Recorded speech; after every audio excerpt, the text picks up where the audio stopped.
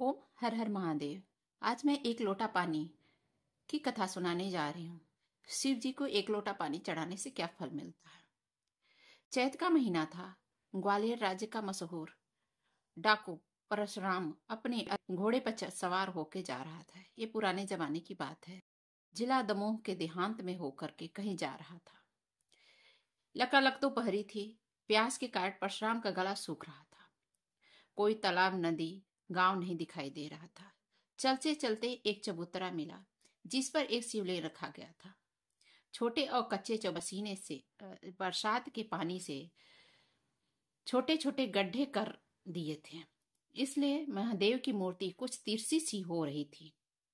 यह देख करके परशुराम घोड़े से उतर करके उसे एक पेड़ से बांधकर अपनी तलवार से महादेव जी की पिंडी को ठीक करने लगा। परशुराम बोला, महादेव गुरु जी परशुराम के गुरु थे, इसलिए मेरे भी गुरु हैं। वे भी ब्राह्मण थे, मैं भी ब्राह्मण हूँ। उन्होंने अमीरों का नाश किया था और मैं गरीबों का पालन किया करता हूँ। वह भी मेरी मूर्खता है। कुछ लोग मुझे मूर्ख डाकू कहते हैं। धनवान से जबरन धन मैं छीन करके लाता हूँ और दीन दुखियों। अपन ग्वालियर राज्य ने मेरे लिए 5,000 गारंटी में रखा है रुपए कि जो कोई मुझे मार देगा उसे 50,000 सरकार दे देगा। मेरी गिरफ्तारी के लिए 50,000 रुपये इनाम रखा हुआ है। वे लोग अमीरों का पालन करते हैं, मैं गरीबों का पालन करता हूँ, इसलिए मुझे डाकू कहते हैं। डाकू वे हैं या मैं हूँ, इसका निर्णय करो प्रभु। खैर कोई बात नहीं, जब तक शंकर गुरु का पंजा मेरी पीठ पर है तब तक मेरा कोई बिगाड़ नहीं सकता। परशुराम को कोई गिरफ्तार नहीं कर सकता। लेकिन मैं आज प्यास के मारे इस जंगल में मर रहा हूँ। मेरे 15 साथी जो पढ़े लिखे और बहादुर हैं, अपने अपने अरबी घोड़े पर चढ़े हुए हैं, मुझे खोज रहे होंगे। जब वे मुझे इस जंगल में मरा हुआ पाएंगे तो वे नेत्रहीन होकर बड़े दुखी होंगे। बाबा गुरुदेव, क्या एक लोटे पानी के बिना आप मेरी जान ले लेंगे? वह आदमी शिव जी से कह रहा था। तभी शिव जी की महिमा से एक बुढ़िया आई। उसके हाथों में एक लोटा जल और लोटे के ऊपर एक कटोरी थी जिसमें मिठाई रखी थी। परशुराम, बूढ़ी माई तुम कहाँ रहती हो? बूढ़ी, थोड़ी देर में शेखोपुर गांव में बागों में बसा है, इसलिए दिखाई नहीं देता है। वही मेरा घर है। जाति की अहीर हूँ बेटा। परशुराम, यहाँ क्यों आई हो? चबूतरे पर पानी और मिठाई रखकर बुढ़िया बैठ गई और रोने लगी। परशुराम ने जब बहुत समझाया तब वो कहने लगी, बेटा मौत के दिन पूरे करती हूँ। घर में एक लड़का और बहू थी। मेरा बेटा बिहारी तुम्हारी ही उम्र का था। उसी ने यह चबूतरा बनवाया था और कहीं से ला करके उसी ने महादेव यहाँ रखा था। रोजाना पूजा किया करता था। पर साल उस गांव में कलमुही ताउन प्लेग आई। बेटा बहू और दोनों एक 10 साल की कन्या छोड़ करके वे चले गए। रोने के लिए मैं रह गई। जब से बेटा मरा तब से मैं रोज एक लोटा पानी यहाँ चढ़ा जाती हूँ और रोक कर जाती हूँ। इस साल वैशाख महीने में मेरी नातिन चंपा का विवाह है। घर में कुछ भी नहीं है। न जाने कैसे महादेव बाबा चंपा का विवाह करेंगे। परशुराम, महादेव का चमत्कार चंपा पर खूब है माँ। महादेव बाबा चंपा का विवाह खुद करेंगे। तुम यह पानी मुझे पिला दो, बड़ी प्यास लगी है। बुढ़िया, पी लो बेटा, पी लो, मिठाई भी खा लो। यह पानी जो तुम पी लोगे तो मैं समझूंगी कि महादेव पे ही चढ़ गया, क्योंकि भूखों को भोजन कराना और प्यासे को पानी पिलाना हमारा कर्तव्य है। महादेव भी कहते हैं कि कोई भी आता है उसे प्यास लगी है तो पानी पिला देना चाहिए। आत्मा सो परमात्मा। मैं फिर चढ़ा जाऊंगी। पी लो बेटा, पी लो, पहले यह मिठाई खा लो। इतना करके बुढ़िया ने पानी का लोटा और मिठाई की कटोरी परशुराम के सामने रख दिए। मिठाई खा करके और शीतल जल, स्वच्छ जल परशुराम ने पी लिए। बोला, चंपा का विवाह कब होगा माई? बुढ़िया, वैशाख के उजड़े पाक की पंचमी को टीका है। केसरीपुर से बारात आएगी। परशुराम, विवाह के लिए तुम चिंता मत करना, तुम्हारी चंपा का विवाह महादेव ही करेंगे। बुढ़िया, तुम कौन हो बेटा? तुम्हारी उम्र कितनी है? गांव तक चलो, कुछ खिलाऊं, भूखी प्यासी मालूम हो रहे हो। परशुराम, भूखा तो हूँ पर गांव में नहीं जाऊंगा। मेरा नाम परशुराम है और लोग मुझे डाकू कहते हैं। आगरे का कप्तान यंग साहब, जिन्होंने सुल्ताना डाकू को गिरफ्तार किया था, हमारे ऊपर 50,000 का जुर्माना रखा गया है। जो कोई सिपाही ढूंढ करके ले जाएगा तो वो 50,000 इनाम देगा। मेरे साथी छूट गए हैं, इसलिए मैं गांव में नहीं जा सकता। जिस दिन चंपा का विवाह होगा उस दिन तुम्हारे गांव में 5 मिनट के लिए ही आऊंगा। तुम डाकू तो मालूम नहीं पड़ते, देवता मालूम पड़ते हो। सवार होकर के परशुराम ने कहा, अब ऐसा ही उल्टा जमाना है माई। उदार और बहादुर को डाकू कहा जाता है और महलों में बैठ करके दिन दहाड़े गरीबों को लूट करके रईस कहा जाता है। धर्मात्मा भीख मांगते हैं, पापी लोग हुकूमत करते हैं। पतिव्रताएं उघारी फिरती हैं, घिनौनों के पास रेशमी साड़ियां हैं। कलयुग है माँ, मैं जाता हूँ। मेरा नाम याद रखना, पंचमी को आऊंगा। परशुराम जाते समय कह गया, किसी से बताना नहीं। परशुराम चले गए। बुढ़िया ने भी घर की राह देख ली। महादेव जी पर जल लाके चढ़ा दी। उसने चंपा से परशुराम के मिलने की सारी कहानी बयान कर दी। गांव का मुखिया भी वहीं खड़ा था, उसने भी सारा हाल सुन लिया। मुखिया ने सोचा, मेरा भाग्य बन जाएगा जब इनाम मिल जाएगा, बड़ा हिस्सा मैं पाऊंगा। थाने पर जाकर के रिपोर्ट लिखवा दी। वैशाख शुक्ल पक्ष के 10वीं के दिन परशुराम शेखोपुर में चंपा के विवाह में शामिल होने आएगा। पुलिस के द्वारा यह समाचार यंग साहब को मालूम करा देना चाहिए। अगर उस रोज डाकू परशुराम गिरफ्तार न हुआ तो फिर कभी नहीं हो सकेगा। चौथे दिन बिहारी अहिर के दरवाजे पर 5 गाड़ियां आकर के खड़ी हुई। एक में आटा भरा हुआ, एक में घी, शक्कर, सब्जियां भरी हुई थी। एक गाड़ी में कपड़े ही कपड़े थे, तरह तरह के नए नए डिजाइन के कपड़े थे। चौथी गाड़ी में नए नए बर्तन थे। 5वीं गाड़ी में तरह तरह की मिठाइयां, कच्ची पक्की मिठाइयां भरी हुई थी। गाड़ी वालों ने सब सामान बिहारी अहिर के घर में भर दिया। लोगों ने यह सब पूछा कि यह सामान किसने भेजा है। जब गाड़ी वालों ने कहा कि भेजने वाले का नाम काम धाम नहीं जानते, हम लोग दमोह के रहने वाले हैं, किराए पर गाड़ी चलाया करते हैं, हम लोगों को किराया अदा कर दिया गया है, हम लोगों को केवल यही हुक्म है कि उनके यहाँ सामान ले जाकर के पहुंचा देना है शेखोपुर के बिहारी अहिर के घर में। उन्होंने जबरन कहा कि किसी ने भेजा है, उनके घर में सब सामान रख दिया बस, और ज्यादा 3-5 हमें नहीं चाहिए और न मैं करना चाहता हूँ। इस विचित्र घटना पर गांव वाले बहुत आश्चर्य हुए।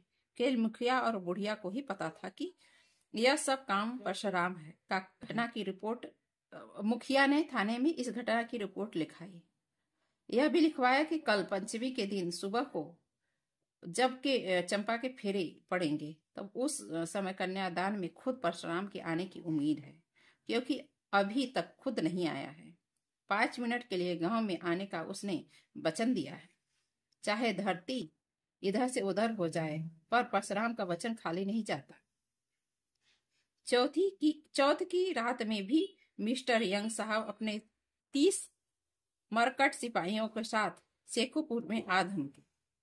उन सबों ने घोड़ों के सौदागरों का भेष बना करके मुखिया के दरवाजे पर वे लोग ठहर गए। गांव वालों ने जाना कि घोड़े के सौदागर लोग मेले को जा रहे होंगे। बुढ़िया और चौकीदार के सिवा असली भेद कोई नहीं जानता था। पंचमी का सवेरा हुआ।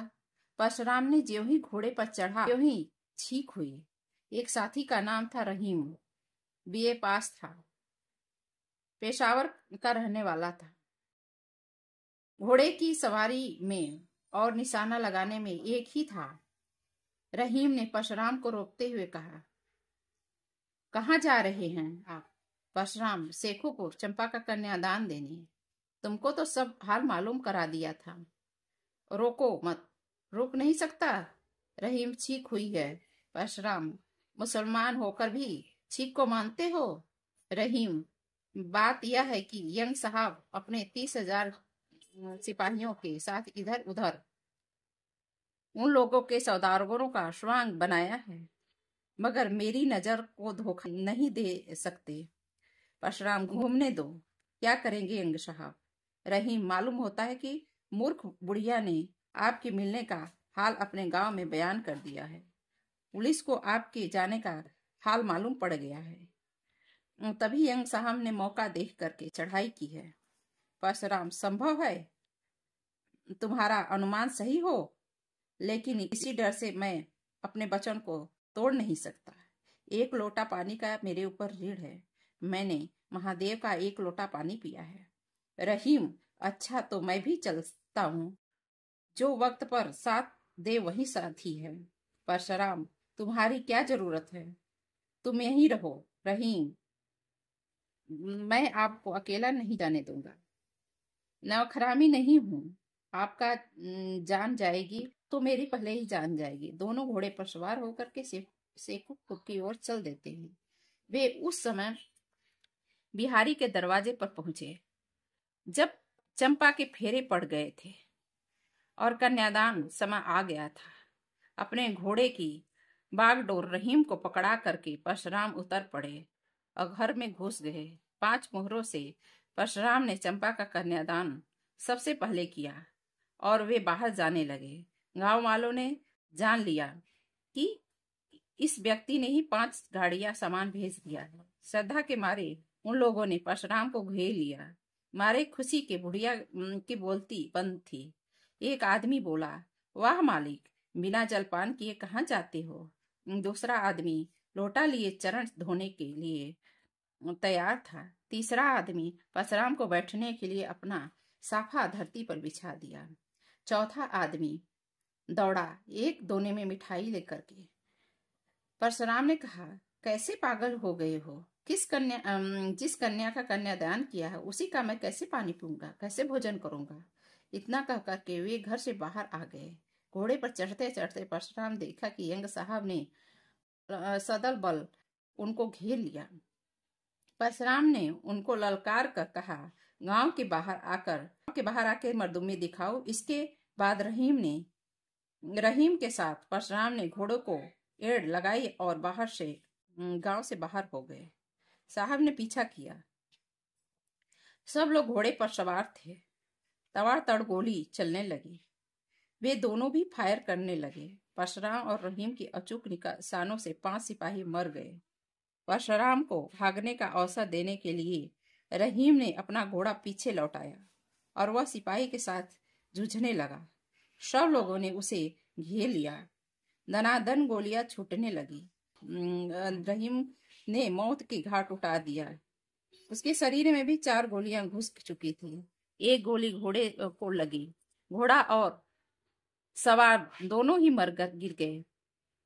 तब तक परशुराम 1 कोस आगे निकल गया था। साहब ने रहीम को वहीं घोड़ा और परशुराम का पीछा किया। 3 कोस के बाद परशुराम दिखाई पड़े। साहब की गोली से परशुराम का घोड़ा घायल होकर के गिर पड़ा। परशुराम पैदल चलने लगा। आगे था एक नाला, 5-6 गज चौड़ा था और 30 हाथ गहरा था। परशुराम पानी में उस नाले को खंदक का रूप दे दिया। परशुराम ने कूद करके उसे पार कर, परंतु पैर फिसल गया। वे खंदक में गिर गए। किनारे यंग साहब आ खड़े हुए। नीचे अंधेरा था, साफ साफ दिखाई न पड़ता था। ज्यों ही साहब ने नीचे झांका त्यों ही परशुराम ने गोली छोड़ दी। विक्टोरिया के इकबाल साहब तो बच गए, मगर उसका टोप उड़ गया। सिपाहियों ने गोली छोड़ी। परशुराम एक किनारे छिप गया।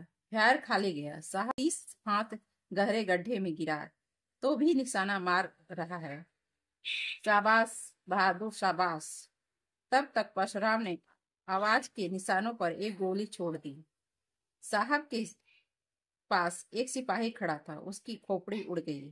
साहब ने कहा, हमारे 9 आदमी काम आ चुके हैं, मगर डाकू का एक ही मरा। एक सिपाही और राजपूत उसने आगे बढ़कर कहा, मिट्टी गिरा करके डाकू को दबा दो। आवाज का निशाना साध करके परशुराम ने गोली छोड़ी। राजपूत बेचारा मरकर गिर गया है। साहब ने कहा, वेल परशुराम, तुम बाहर आ जाओ। तुम बाहर बहुत खुश है। तुम एक बहादुर और बात का अड़ी आदमी हो। हम तुम्हारे निशाने पर खुश हैं। परशुराम ने जवाब दिया, मैं अपना वचन पूरा कर चुका। एक लोटा पानी से ऋण हो गया हूँ। अब मुझे डर नहीं लगता है। साहब, अगर तुम डाका डालना बंद कर दो तो कसम खाओ तो हम तुमको वायसराय से कह करके छुड़वा देंगे। इत्मीनान करो और बाहर आओ। तुम भी बात का अड़ी, हम भी बात का अड़ी। आज से तुम्हारा हमारा दोस्त हुआ। परशुराम बाहर निकल आए और आत्मसमर्पण कर दिए। यंग साहब ने उनको गिरफ्तार कर लिया और आगरा ले गए। कुछ दिनों तक मुकदमा चला, मगर यंग साहब ने परशुराम को साफ बरी कर दिया। परशुराम ने समझ लिया, अच्छा उद्देश्य होने पर भी आखिर डकैती थी, बहुत बुरी चीज है, उसका समर्थन हो ही नहीं सकता। अतएव उस काम को छोड़ दिया। वे साधु हो गए और साथियों को नेकी का जीवन व्यतीत करने का उपदेश देने लगे। शिव जी की पूजा करने का उपदेश देने लगे। परशुराम ने हरिद्वार में जाकर के 5 साल घोर तपस्या की और 1935 ईस्वी में गंगा जी के बीच धारा में खड़े खड़े शरीर त्याग दिया। परशुराम ने यह दिखला दिया कि विपत्ति को देखकर भी वचन पालन करना चाहिए और महादेव का साथ नहीं छोड़ना चाहिए। महादेव की सेवा करनी चाहिए, पूजा करनी चाहिए, आराधना करनी चाहिए। जो भी महादेव की पूजा करता है, जैसे कि बुढ़िया की भगवान ने मदद की, शिव जी स्वयं आके डकैत के रूप में आके बुढ़िया की मदद की, उसी तरह शिव जी सबकी मदद कर सकते हैं। यदि आप भी अड़े रहें कि हम शिव जी हमारे हैं तो जरूर मदद करेंगे। आपको यह कथा सुन के कैसी लगी? यदि आपको कथा अच्छी लगी हो तो कृपया करके दूसरे को शेयर करिए, लाइक करिए, सब्सक्राइब करिए, बेल आइकन को प्रेस कर दीजिए, जिससे कि हम आपको शिव जी की महिमा और कथा तरह तरह की वीडियो ला सको, सुना सको, आप भी सुन सकें। ओम हर हर महादेव। जय माता दी।